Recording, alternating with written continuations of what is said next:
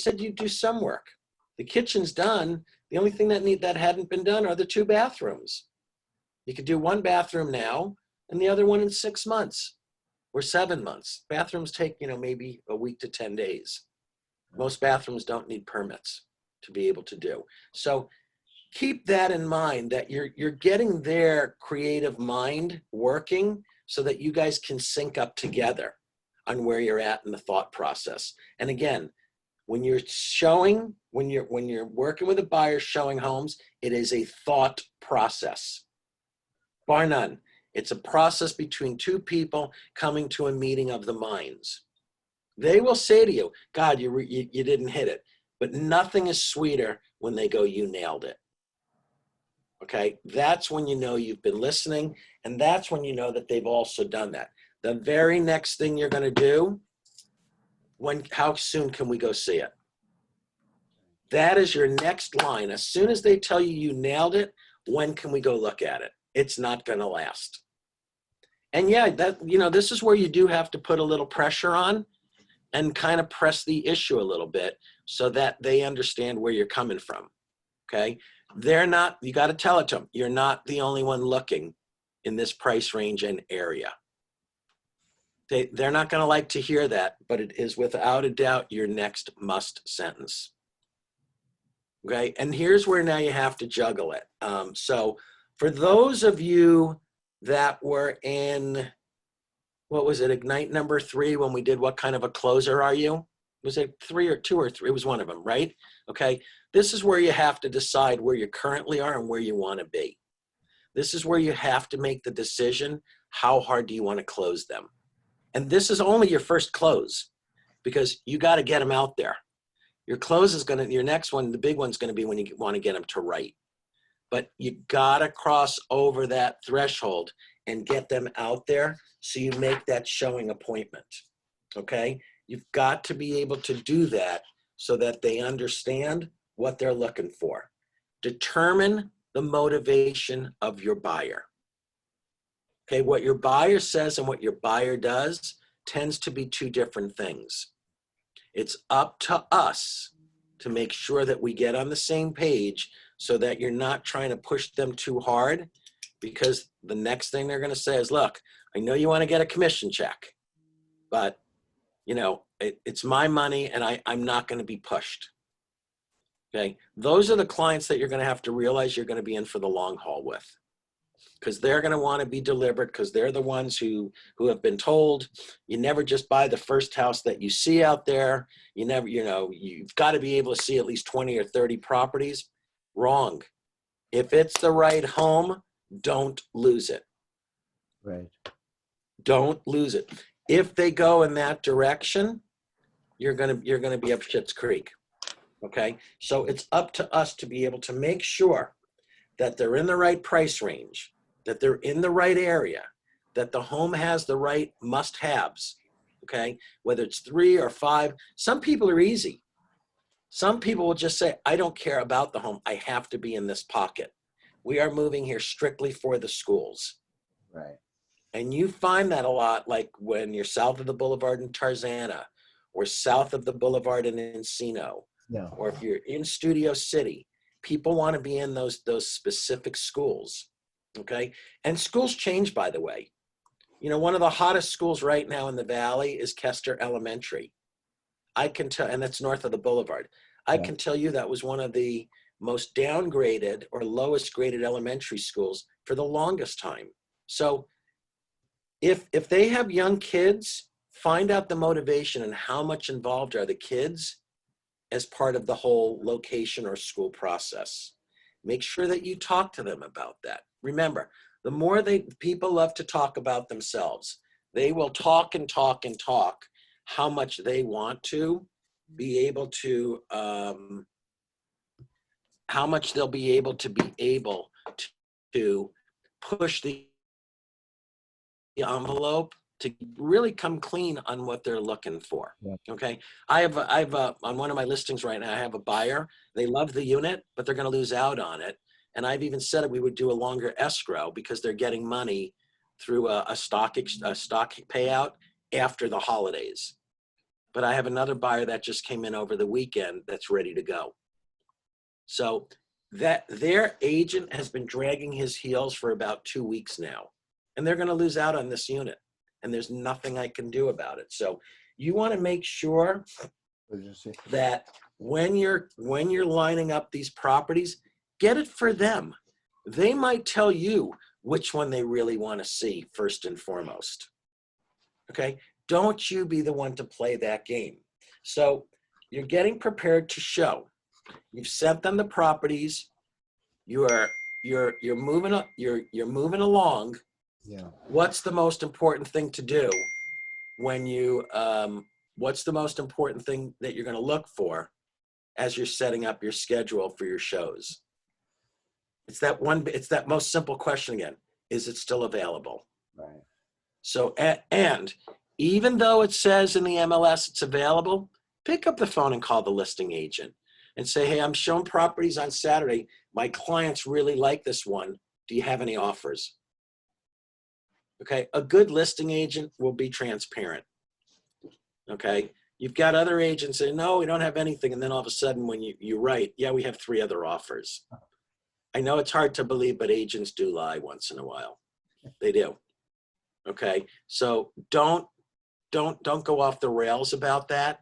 Just understand that you're just looking for some common courtesy, because there are buyers out there that don't like to be in multiple offer situations. They don't want to be competing. Right. But in certain price ranges, okay, and that's the next thing. When you're working with your buyer, you're going to be flighting in price ranges. The first one is going to be 500. The second one is 750.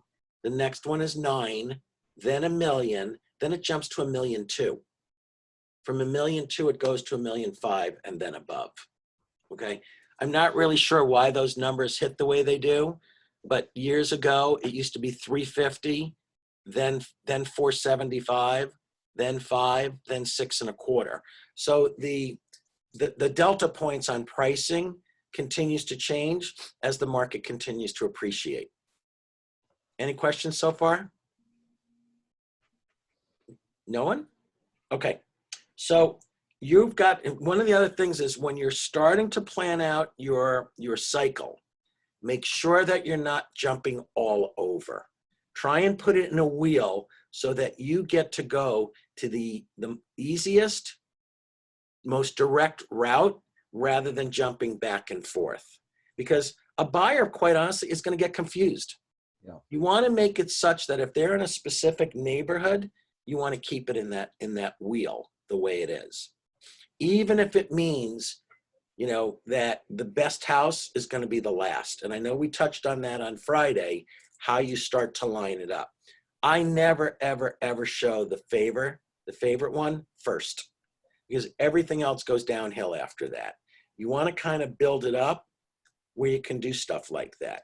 And if you have a favorite one that you nailed it, put the dog the crappiest one right after it, because it'll stand out then even further on what they're looking for. So that's where you have to play this little psychological, get your head in the game. This is where you have to be able to make sure that you understand that they're looking from you answers, because they want to be able to see how much you've really been listening and how spot on you are with everything. So yeah, it's a game. You don't want to lead in with your best shot. You might want to end it. I like to put it in the middle because it gets them talking. And then it also allows me, if they keep talking about it, say, hey, should we go back and look at it one more time?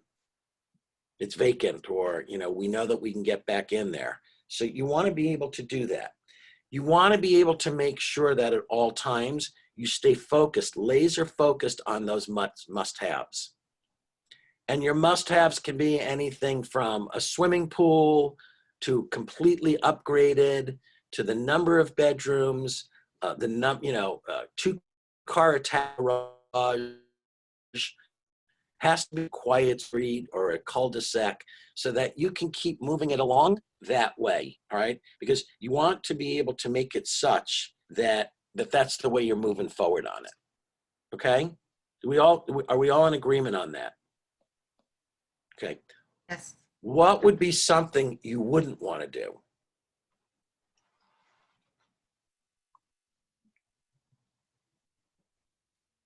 What would be something you wouldn't want to do when you take them out? Waste their time. Don't waste their time. Okay, and this is where I go back to saying, don't assume and say, well, I thought this would be a good one for you. Unless you have exhausted everything, you have to stay in your lane and make sure that you are showing them. Have your internal checklist. Does this meet everything I'm saying? Julie, if you're trying to say something, you're muted. You have something? Julie? No, I was about to say something, but go ahead. No, Never go ahead. mind. Go ahead. Go ahead. No, I was gonna say when you ask, I was gonna say don't take a bad route, like you said last time. So I mean that's all. Well, right, because you want to look like the expert of the neighborhood. And if you get them lost, or more importantly, if you take them in the wrong way, it's going to be a turnoff for them. Mhm. And you're going to defeat their purpose. So you're right about that. I mean, if you're going into a street and you know there's a clunker with like a bunch of old rusted vans in the driveway, don't go in that way. Or if Right. you know that you go into a street and it leads in with a warehouse or a gas station, don't go in that way. Okay? Yeah, trust me, when they come across something they like, they're going to go back and drive through it themselves. Okay? You don't want to do that. Okay? You want to make sure that you have your best foot forward and that you also are giving them the best opportunity to see the home in its brightest light. Okay?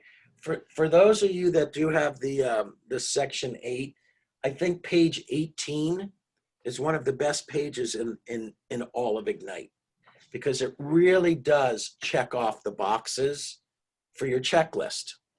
Now, I've seen buyers agents, when they're with their buyer, have the MLS sheet and this check, something similar to this, stapled together, and they walk around the home.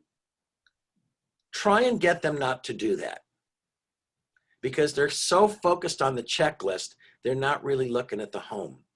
When you get back in the car with them, and again, I love to drive with my clients because you build a rapport with them that's priceless. You get into a conversation with them that they really can understand what your thought process is, okay? But if they're worried about check marks and comments and all of that, you can highlight that when you get back in the car.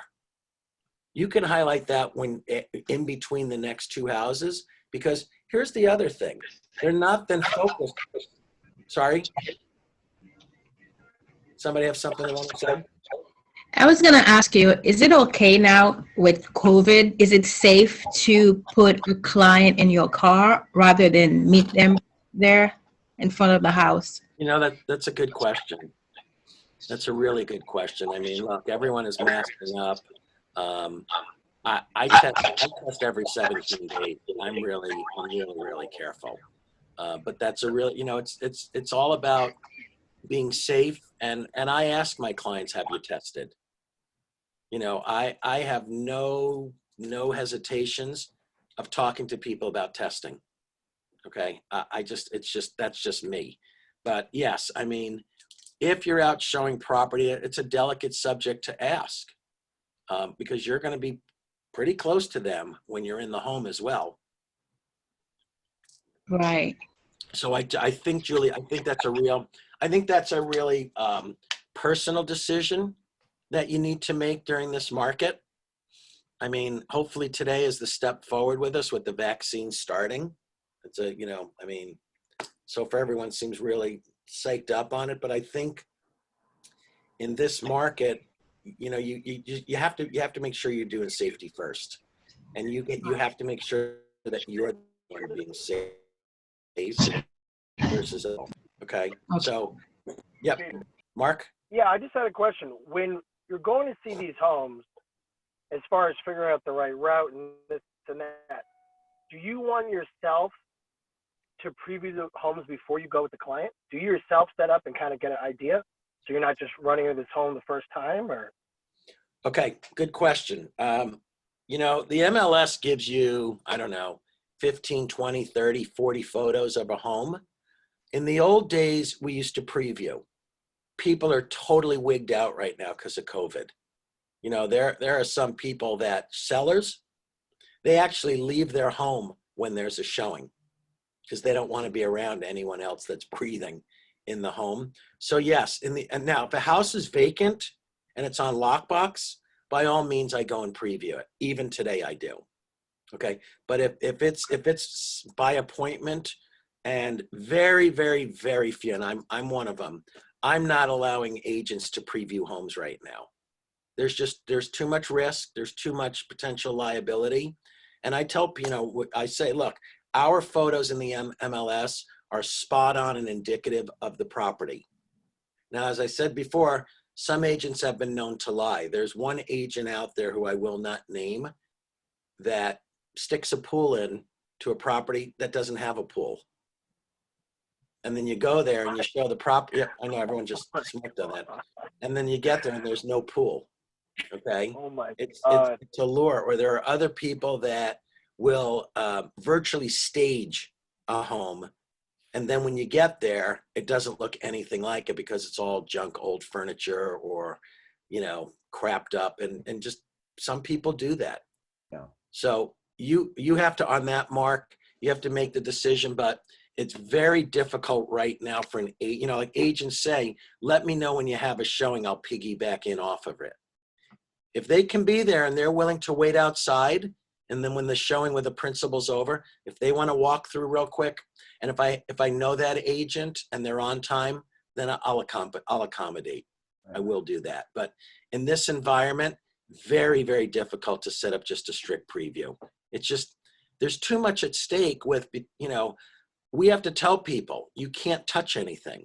If you want to open up a closet or a cabinet, I'll do it.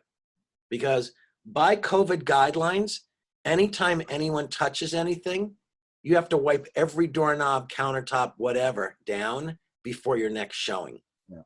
And your sellers are also wigging out. They don't want anyone touching anything. That's why during COVID, I tell people, don't bring your kids. Because kids have hand trouble. And kids will touch and play with anything. And even though they're saying that, you know, younger children are the least susceptible to getting the virus, all it takes is one. It takes one situation for somebody to screw up. And I tell people, don't touch anything. Well, I have gloves. It doesn't matter. It's what did your gloves previously touch? Okay? You got to be careful of it. I mean, I walk around on all of my showings with one of these. And if somebody touches it, I immediately wipe it down as I'm going. Okay. Another thing I do with buyers who come into my developments, I spray their hands. I spray their hands and say, if you feel you need to open up a closet or a cabinet, spray and wipe your hands. Okay. And that seems to get me around it. I guess it's one of the good things about being a germaphobe is I constantly carry those in my pocket in my car. Okay. You're not out of the norm. Yeah. I'm telling you right now. This is important. If somebody also tells you you have to wear booties in their house, don't let your clients walk stairs. When COVID first hit and people were demanding that you wore booties, there were more concussions, more slips and falls with buyers than we had ever seen before. Because the booties, you slide on them, you know, construction booties, those little blue things, okay? I saw somebody took a header down a flight of stairs, okay? I know, but this is part of our business. Yeah. Your client, your seller could potentially be responsible for that. Yeah. That if a buyer flies down a flight of stairs and gets concussed, or God forbid, you know, cuts open their head, your client's potentially responsible. So I tell people point blank, no booties. Okay. Mask, shield, gloves, sanitizer. Right. Okay. Even if they have gloves, I spray their hands. Yeah. And I make that. And if they don't, you guys have gotten to know me a little bit over this time. I tell them to put their hands in their pocket. Okay, I've had a guy, Eric, I had a guy recently come up to me, came up and he had his mask down under his chin. And I just put my hand out and say, unless you put your mask back on, go wait in the car. Yeah. And he gave me crap. He says, oh, don't you? And he was F-bombing me. So that just totally, ignited me, no pun. And I just said, you're not worth it. That's You're right. not worth me getting sick. Don't you want to sell the house? I said, I'd rather not sell it and not get COVID as well. There Oh, you I'm perfect. Famous last words. Okay. You've got to, well, everyone says, oh, I'll beat it if I get it. You just got to make sure that you put your safety first. Yeah. Okay. But again, seriously, I had a guy over the weekend. He says, it dries out my hands. I said, good, hold on. I have gloves in my car. I made him put gloves on. And I still told him not to touch anything. Look, my job as a listing agent, Stacy's nodding her head. She's laughing at that. I mean, I want to make sure that in this environment, we get to do our job. Because remember, when COVID first hit, they really tried to shut us down. They really didn't want us showing homes. Okay. That's why we can't do open houses, which is the dumbest thing. I mean, Sunday, my wife and I went to the farmer's market in Studio City. And, we kept our distance, but you would have thought it was the middle of June. That's how crowded it was. Yeah. Okay. So, you have to be able to look at that kind of stuff and say, wow. Okay. So I want you to make sure that you have your safety first. When you're touring it, make sure that you show people the utmost respect. Your client doesn't own that home. Okay. It's another reason why I don't like to have kids on showings. They touch everything. They think, and if there's kids that live in that house, those kids think that those toys are their new playroom. Okay. Because, you want to have your people really focused in. You want to make sure that they have the right opportunity to be able to really focus in on the home to make it work. Okay. It's that important. Questions? Because I know on a couple of things, I got some reactions out of people on now that you've stepped into the home, what's the next move? It's showtime for you. Start pointing things out on the must-haves. Remember, you spent so much time with them asking them what they had to have. Don't blow it. Ask them. So, and it doesn't have to be in that order right away. Just start pointing things out so it's natural. Don't try and be robotic. And whatever you do, don't overtalk them. Don't keep asking them, so what do you think? What do you think? What do you think? Because that alone, let them focus. Let them be able to zero in. Let them be the laser so that they can kind of take the time to move into things so that they can see what's going on. Gotta Okay. let it land. I'm sorry? You gotta let it land. Let it land, or more importantly, Eric, let the home come to them. Right. Be a student, understand their body language. They'll be the one, you all, like Stacy was just nodding on the last thing I said. They'll do that. Yeah. You'll see a lot of oohing and eyeing and nodding and maybe a smile here and there, or, if they're with their significant other, like, oh my God, I love this. Just don't jump on it. Just let it unfold. They'll actually tell you what they want. Right. They'll be the ones to tell you, and if they look and go, just say to them, what, give me your thoughts. Well, God, I think the kitchen's a little small. Okay, well then you start to, don't play contractor. Don't start spending more of their money, but start to give them ideas. Maybe this isn't a bearing wall. Maybe this could come down and we can take it out. Okay, you start giving them ideas, or hey, maybe the home that we just saw, we could do something like this too. Oh my God, that would be amazing. Now you see, you get them talking and you get them feeling things.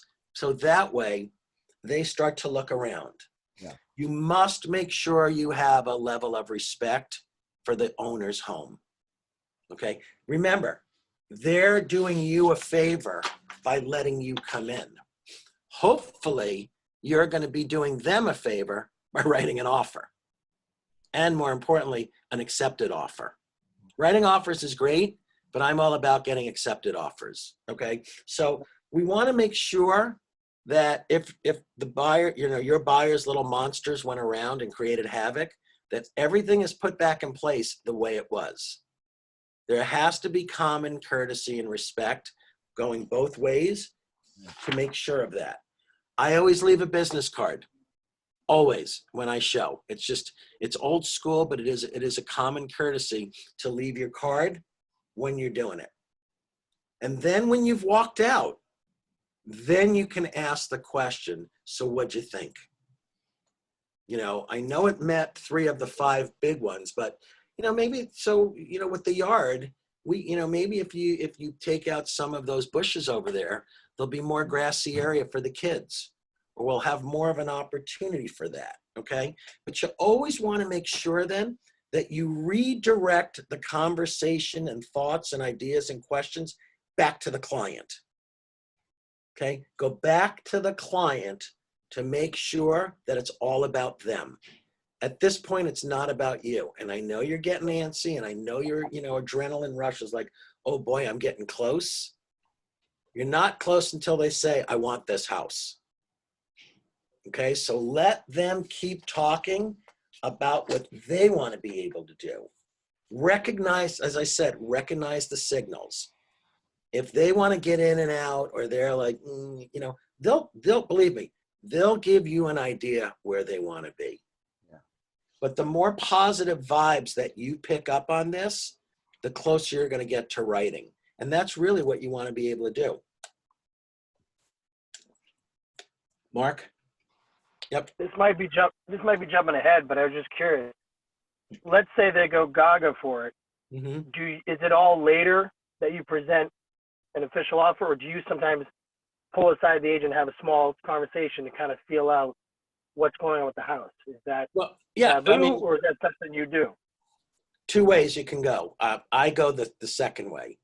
If the listing agent is there, while my buyers are, because I'll walk them through, or have the listing agent walk them through. And if I'm feeling the vibe that it's good, I'll tell them, go walk through it by yourself. We don't want to put pressure on you.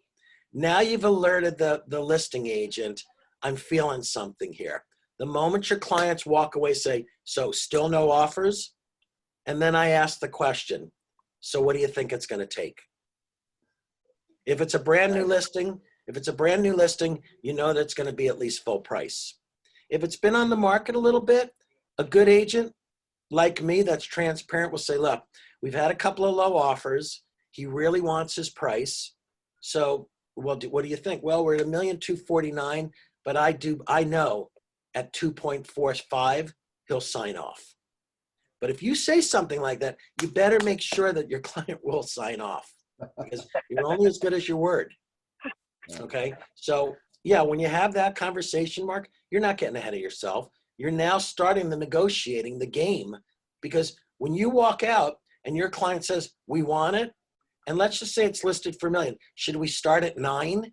You know what? The listing agent just told me they had 2 low offers that didn't make, and it's going to take at least, $975. Right. Well, we don't want to go that high. You know what? No, but I want to win the lottery. But this is what it's going to take. Yeah. The listing agent is squaring away with me on what it's going to take. That's And cool. sometimes then that's when you have to talk to your client and say, look, I'm going to send you comps and show you that this is a good value even at $975. Well, I know that, but I don't want to go that high. Okay, then it might not, but let's keep looking. And say, look, I'm in it to win it with you. Remember, it's a game. I'm in it to win it with you. But the seller owns the home until the seller signs off and it closes. Remember that. The seller's the one that will dictate and mandate what they will and they won't take. So start to talk to them, and say to them, could you see, your kids playing in that corner? Or could you put up like a workstation there, since the kids are at home and they're Zooming all day for their school? Or is your furniture going to fit here? What about the master? Does the master work? How are the closets? Start asking stuff that's directly personal, that they only give a crap about, which is themselves. Okay, because they don't care about the seller. They don't. They only care about, am I getting a good deal? Can I get it at a price that I'm comfortable with? And can I see myself living here? Right. Okay, which leads me to one of my next tricks. When I have a client wants to go back and see a house for a second time, I give them the key. I have them go in and open the door without me. Can you see yourself coming home to this home every night? When you walked in, did you feel it? Oh my God, I felt it better than having you open the door for me. Okay, now I know somebody's going to say, well, even in COVID, do you give them the key? No, what I'll do is I'll unlock it and then have them open the door. But you'll find that they'll get a different feel when they walk in themselves. Because now you're giving them a life moment of, can you see yourself coming home to this? Right. And I tell you guys, it's a very effective little act where they even turn around and go, that was pretty cool, thanks. Yeah. Okay, and I've probably done that 50, 60 times already over the years. And I think maybe once it went in reverse. Oh. Yeah, because people like to be in control on that, Right. okay? Ask. Stay with the positives, accentuate the positives, and then turn around and go, what do you think? Is there any downside? Don't start with a negative. Start with a positive. Start with it so that it's a plus, okay? So that way when you have it, you have all of these pluses before you get to the negative. Because you want to make sure that the pluses outweigh the negatives tenfold. Okay, we want to make sure that we're staying on that. We want to make sure that we understand that. I hated the carpet and I didn't like the blue walls. I don't know, go online and find out what a gallon of paint is at Home Depot before you answer your next thing and say, hey, for $60 a gallon of paint, it will do the trick. Right. Or, you know what, you might hate the carpet, but we can find out and see if there's real hardwoods underneath it. If it's an older home, I can pretty much tell you that the majority of the time, there's real hardwoods under carpet. Carpet's cheap. Right. I can't stand carpet. Okay, so, redo the floors. If that's all you think you really need to do in the scheme of everything, I think you're in great shape. Well, how much do you think the floors are? I don't know, but let me talk to my partner, Peter. I know he works with a lot of flooring guys. We'll get you 2 different companies that maybe you can come in and get bids on. Now, while they're looking without being in escrow, it's very difficult to get somebody to say, can I bring a flooring guy in here to give me an estimate, especially during COVID. So there are some things that we're limited on that we're not going to be able to do, okay? This then brings them to the decision to write or not to write. And this is where you have to take a deep breath and hopefully know your client's mindset. Because if they feel that you're pushing them or that you're trying to force the issue, you're potentially going to lose them. Okay? Because now comes the big thing. Now they have to sign it and spend money. And you have no problem spending their money. But they're the ones. Remember, it's easier for a client to say no than yes. You will get more no's than you'll get yeses in the course of your career. Yeah. And 22 years later, I hate it when I'm told no. Okay, and if anyone ever says to you, "Oh, don't be emotional about it," bullshit. I'm still emotional about it 22 years later, because it's a game. It's ego. Right. You've worked your butt off. You've worked very hard. You asked them for what they wanted. You showed it to them. They've told you they love the house, but they're afraid to jump over. This is the standard case of the twin brothers. The one who goes up and tiptoes his toes into the cold lake, or the one that runs in and dives in full body. because you're going to run into two of those kind of people.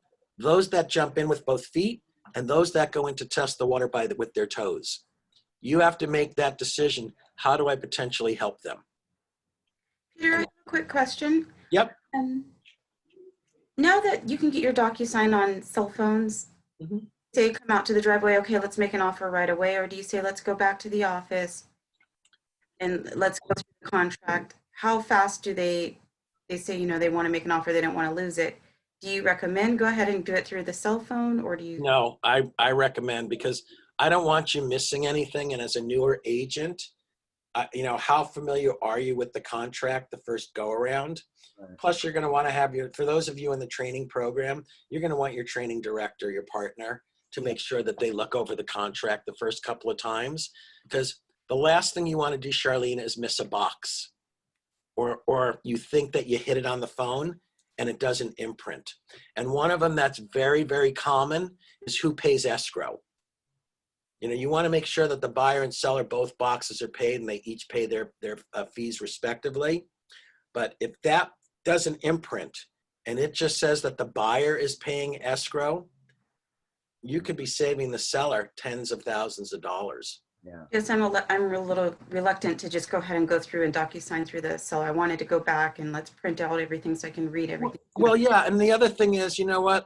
Just for your peace of mind, let me also, before we do this, and I'll do it real quick, let me also send you comps so that you're getting a good deal. So now I just protected you Right. with your not your lack of enthusiasm, but your lack of experience to make sure that the paperwork is done correctly. We're giving them the same time to marinate that they're buying a good house. Right. And I like that. and you're showing them that the value is there. And sometimes, I'll even throw in, hey, look, a house up the street sold for $1,179,000. If you can get this for $1 million, God, I think you've done great. So you can play that. Well, I know, but what about that other house around the corner that sold for $880,000? It was a probate. Look at the condition of it. You know what I mean? You'll have your ways, Charlene, to be able to go with them, to be able to tell them what they want because remember, when they get to that point, even though I said that it's easier for them to say no than yes, when that adrenaline flow goes, they want to write. Yeah. Because if they're like, you know what, this is the one. This is the one. Then it's up to us to get it to be the one. Yeah. Okay? Okay. Okay. So, you want to be in there. You want to be able to make sure before you write that offer, you need 3 things in hand. A pre-approval letter, FICO scores, and proof of funds. If you do not have those 3, you're not ready to write. And this goes back to what we talked about last Monday, where I said, you've got to work hand in hand with a lender and have a current letter. That letter cannot be more than 45 days old, the same way the bank statement can't be more than 2 months old. Now, going to the FICO scores, we as agents do not pull credit, because in order to pull credit, you have to have your client's social security number. With all the fraud that goes on in the world, don't expose yourself to that. Let the lender be the one to include the FICO scores in the pre-approval letter. At this point, what is the difference between pre-approval and pre-qualified? Pre-qual just means that they've had a discussion with a lender and they just put a letter together. Pre-approval means they've spoken specifics and the lender has a fairly good idea about the financial well-being and financial capability of the buyer. Okay? That's the difference on that. So you want to make sure that you're going to bring your best foot forward, because if your client says, well, let's start out low, sometimes the seller never gets past that. Oh, well, this guy's a game. And I know we were saying get your head in the game. This guy's too much of a game player. What are they going to do to me once we get into escrow? What kind of game are they going to play? So we want to make sure that we kind of avoid that as well. Okay? Questions? Excuse me, Peter, can Can you please repeat that three things that we have to be ready for that? You need the Pre-approval letter, pre-approval, pre-qualified? pre-approval letter, FICO scores, their credit scores, Oh, okay. and proof of funds. Yeah. Because if you're going to write an offer that shows them with 30% down, and if they're buying $1 million home, that means 300,000. You have to show where the $300,000 are. What account or where is it? Thank you. Okay, everyone understand that? Oh, yeah. You can't write and say they're putting 50% down if they don't have the money. And last but not least, keep them calm. Keep your buyers on an even keel, because when they write, especially if they are a first-time buyer, okay, they are going to be doing this. It's going to be up and down. It's going to be a whirlwind. You want to avoid that at all costs, okay? Because you're going to be doing that a little bit. Okay? Anyone else? Okay. Yep, Mark. Question on, so say they love it, and all of a sudden you go to look at the property and it says contingent, and you know, whatever the timing doesn't matter, but say you're looking at a property and all of a sudden it's contingent, is that something that you would then call up the agent, ask what the contingencies are, ask if there's a backup offer possibility? Do you go that route? Do you? No, you're going to put your best foot forward, and you're going to write your contingency periods into the contract and go with it that way. Okay. And just, it's all part of the negotiating. Maybe the seller will counter back on contingency timeframes. You never know. Oh, no, I'm sorry, Peter. My question, what I meant is say you're looking at a property that then is contingent with another buyer. You mean that's in escrow with another buyer? Yeah. Okay. That's an escrow, and you know, would you call up and say, hey, you know, we'd like to put a backup? I mean, is that something you do? Yeah, of course. Often, or is it? Yeah, no, if they say, look, you know, we just opened up escrow, but we're taking backup offers. Absolutely. Yeah. Absolutely. Okay. Yeah. Does that hold you up as far as, you know, showing other properties to No. your buyer? So you know what? You can rescind and pull your offer, your backup offer, if you find something that you're the primary on. Right. Absolutely. Okay. So Here's the other thing, Mark. As long as you have contingencies in place, you can roll out with no penalties. And we'll get to that on Wednesday when we talk about really writing the offer. Okay, we're right on the verge now of writing the offer, so we'll get to that on Wednesday. But that's good. Perfect. Yeah, it's a good thought. Okay. Just because you're in backup doesn't mean you're locked in only as a backup. You're still out there hunting. You're still out there looking for something. Right. Great. Okay. Thanks so much. Any questions? Nope. Okay, so it's 11 o'clock. Great session. I'll see you all on Wednesday at 10 o'clock, and we're going to be writing an offer on Wednesday. Okay. Thanks, Peter. Bye, you, guys. Have a Peter. good couple of days. We'll see You everyone. too. Bye. Thank you. See you. Bye.